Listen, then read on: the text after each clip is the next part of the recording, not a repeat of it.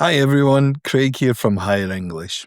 Today I want to talk about a pet peeve of mine, something you'll hear all the time in football commentary, the word little.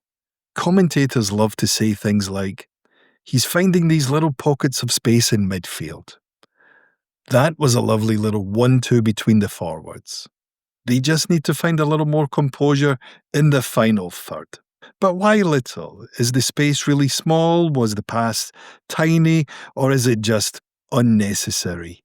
Instead of saying he's finding these little pockets of space in midfield, say he's finding space between the midfielders.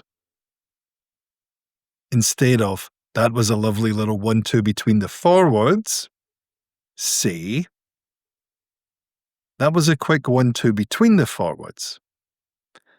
And instead of they just need a little bit more composure in the final third, say they need to stay calm in the final third. So next time you hear little overused in football commentary, see if you can rephrase it. It'll make your English sharper, clearer, and more natural. Let me know in the comments below what your pet peeves are, football or otherwise. If you found this helpful, like and subscribe for more insights into real-world business English and natural spoken language. Thanks for watching, and I'll see you in the next one. Bye for now.